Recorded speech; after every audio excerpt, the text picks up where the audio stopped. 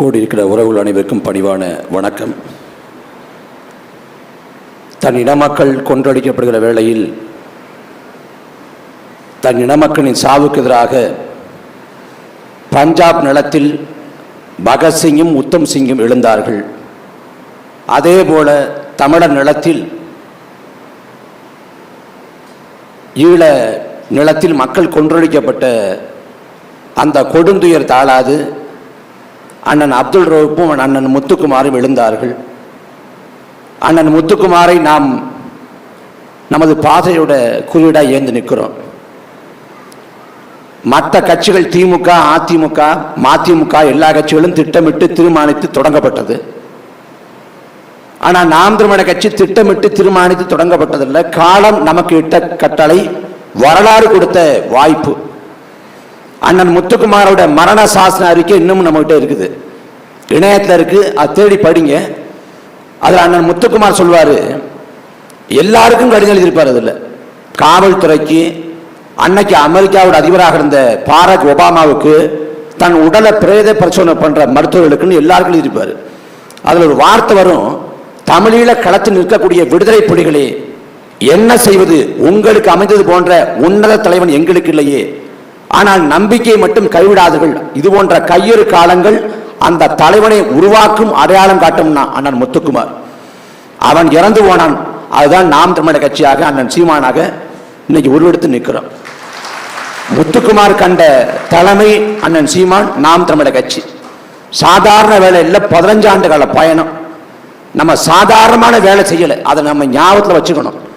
குறிப்பா வரக்கூடிய சட்டமன்ற பொது தேர்தலில் ஒரு தொகுதிக்கு, ஒரு சட்டமன்ற தொகுதிக்கு இந்த 4 போட்டியில் 20 கோடி, அதுவும் வேதாரண்யம் போன்ற கடைக்கோடி தொகுதிகளுக்கு, அதுவே நகரங்களுக்கு அப்படின்னா 50 கோடி. புதிய தலைமுறை தொலைக்காட்சியில் விவாதத்துக்கு முன்னாடி அண்ணன் தனியரசு சொல்றாங்க, கார்த்தி நீங்க தேர்தலில் போட்டியிடுறதா நான் கேள்விப்பட்டேன், ஒரு 8 கோடியை தர வச்சுக்க அப்படிங்கிறாரு. ஆட்டோக்காரன் 50 ரூபா கூடுதலா சொன்னா நான் நடந்து போயிடுவேன். 8 கோடிங்கிறாரு. ஒட்டுமொத்த கட்சிக்கே அவர் காசு நம்ம மொத்தமா பார்த்து கிடையாது. அப்ப பணம் பிரதானமா இந்த தேர்தல் காலத்தில் இருக்கும். அந்த பணத்தை நமது கருத்தியலால வெல்லணும். அவன் பணம் கொடுக்கிறானா, நாம ஒரு முறைக்கு 2 முறையாக 3 முறையாக 10 முறையாக மக்களை சந்திப்போம், கருத்தியலை விதப்போம். ஈரோடு கிழக்கு இடைத்தேர்தல் நடைபெற்றுச்சு முதல் தடவை. அதுல மிக குறைந்தது 100 கோடியை கொட்டி இறைச்சிருப்பான் தொகுதி முழுமைக்கு. ஆனால் நாம் பெற்ற வாக்கு 10,000. 1 ரூபா காசு கொடுக்காம 10,000 வாக்குங்கிறது பல 100 கோடிகளுக்கு ஒப்பானது. அப்ப நமக்கு வாக்கு செலுத்த மக்கள் தயாரா இருக்கான். ஏன்னா நாம் தமிழர் கட்சி நிகழ்த்தி கொண்டு போது எல்லாமே அசாத்தியம் தான். தோத்து போன கட்சி வளர்ந்ததாக எழுந்ததாக சரித்திரம் இல்லை. ஆனால் 2016, 2019, 2021, 2024 4 பொது தேர்தல் வெற்றியை ஈட்டல. ஆனால் நாம் தமிழர் கட்சி 1.1 8 விழுக்காடு அளவுக்கு உயர்ந்து மாநில கட்சி அங்கீகரிக்கப்பட்டிருக்கும். 26 மாநிலத்தில் அதிகாரத்தை பிடிக்கணும், வெல்லணும். வரலாற்றில் வெற்றி ஒண்ணுதான் பேசப்படும், தோல்விக்கான காரணங்கள் எழுதப்பட்டிருக்காது. வரலாற்றில் வெற்றி தான் பேசப்படும். எப்பாடுபட்டாலும் வெல்லணும். அதுக்கு வன்மம் கொண்டு, வெறி கொண்டு இந்த நாளில் நாம் உறுதியா இருக்கணும். இது சடங்கு சம்பிரதாயம், ஒண்ணுக்கு ஒண்ணு உறவுகளை பார்த்தோம், அண்ணனை பார்த்தோம், புகைப்படம் எடுத்தோம் அப்படின்னு போகக்கூடாது. நமக்கான களம் 2026 களம். இந்த களத்தை விட்டுறக்கூடாது. நாம் வெறி கொண்டு வேலை செய்யணும். நம்ம நோக்கி நம்மளை நம்புறோமோ இல்லையோ, உலகம் முழுக்க வாழக்கூடிய ஈழ சொந்தங்கள் பெருத்த நம்பிக்கை கொண்டு பார்க்கறாங்க. அண்ணா விடாதீங்கன்னா, விடாதீங்கன்னா, அடிங்கன்னா, தளராதீங்கன்னாங்கிறான்.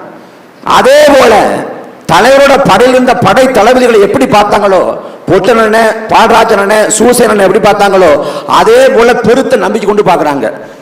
நாம நமக்கு அளவுக்கு கருத்தியல வாதங்களை வைக்கிறதுக்கோ, நம்ம அளவுக்கு பேசுறதுக்கோ மற்ற கட்சியில ஆள் கிடையாது. ஆனா நம்ம ஊடகங்கள் இருட்டடி பண்ணணும். ஊடகங்கள் பேச மாட்டான். நம்மளை போற்றி கொண்டாடுவதற்கு, நம்மளோட நற்காரியங்களை பாராட்டி பேசுறதுக்கு யாருமே கிடையாது. நாம் தான் இந்த களத்துல நாம் முன்னெடுத்து போகணும். அப்ப இந்த கால கடமையை உணர்ந்துகிட்டு நாம் பணி செய்யணும்.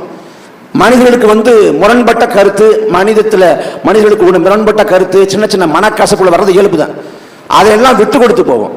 அதை குத்தி காட்டோம்னா சுட்டி காட்டி திருத்தி கொண்டு கடந்து போவோம். ஏன்னா நமக்கு பிரச்சனை இவர் பேரை போடல, அவர் பேரை போடல, இவர் படத்தை போடல, அவர் படத்தை போடலங்கிறது பிரச்சனை இல்லை. காவிரியும் முல்லை பெரியாரும் தான் பிரச்சனை. தலைவர் விடுதலை புலிகளை பத்தி சொல்றப்ப சொல்றாரு, தன் சாவின் மூலமாக இந்த விடுதலை போராட்டம் ஒரு அடி முன்னகரும் என்றால் அந்த சாவை தழுவிக்கொள்ள எங்கள் போராளிகள் போட்டி போடுவாங்கன்னு. நான் செத்துட்டு அந்த விடுதலை போராட்டம் முன் நகரும்னா அந்த சாவை நான் பெற்றுக்கிறேன்னு போராடுவாங்கன்னு. அப்ப அப்படிப்பட்ட விடுதலை புலிகள் ரத்தத்திலே வந்த வாரிசுகள் நாம் நம்மளை தயார்படுத்திக்கணும். நம்ம மேடை பேச்சா ஏறி பேசணும், நாம வந்து கற்று எழுதணுமா நாம் எழுதணும், களப்பணி செய்யணுமா செய்யணும், எல்லாத்தையும் செய்யணும். ஏன்னா வாய்ப்பு இல்லை. இந்த தேர்தல் களம்ங்கிறது நமக்கான களம். இந்த 4 மணி போட்டியில நாம ஏற்கனவே பெற்ற வாக்கு விழுக்காட்டை போல இன்னும் 3 மடங்கு வாக்களை பெற்றா வெற்றி எளிதாயிடும். அப்ப 2026 வெல்லணும். என்ன இல்லைன்னா எல்லாமே கனவாக மாறி போயிடும். தலைவர் பிரபாகரன் பிறந்த நாளை கொண்டாடுறோம், மாவீரர் நாளை கொண்டாடுறோம், அது சடங்கு சம்பிரதாயம் இல்லை. நாம் சூழ்நிலைக்கணும். என்றாலும் ஒரு தலைவர் பிறந்தநாள் அன்னைக்கு அவருக்கு பரிசாக தமிழ் நாட்டை அளிக்கணும். தமிழீழங்கிற நாடு பிறக்கணும்னா நாம் தமிழக கட்சியில் மட்டும்தான் முடியும். நீங்க கண்மூடித்தனமா நம்புங்க, ஒரு கடவுள் நம்பிக்கை இருக்கு இல்ல, நீங்க கண்மூடித்தனமா நம்புங்க, நாம் வாழ்ந்த காலத்தை ஈழத்தை பெறுவோம்னு. அந்த நம்பிக்கை உங்களை வழி நடத்தும், அந்த நம்பிக்கை உங்களை கொண்டு போகும். அந்த நம்பிக்கை இருந்தா, அந்த கனவு இருந்தா இந்த பிரச்சனை பிரச்சனை தெரியாது. அதனால நாம் வந்து களத்துல தயாராகணும். கருத்தியல்ல நம்மை போல ஆட்கள் இல்லை, நம்ம இன்னும் பலப்படுத்திக்கலாம். திமுக காரன் அதிமுக காரன் நமக்கு பொருட்டே இல்லை. இந்த குறுக்கு நெடுக்கமா ஓடுறாங்க, அவெல்லாம் ஒரு ஆளே கிடையாது. நம்ம பொறுப்படுத்தவே வேண்டியதில்லை, அடிச்சு நொறுக்கிட்டு போயிடலாம்.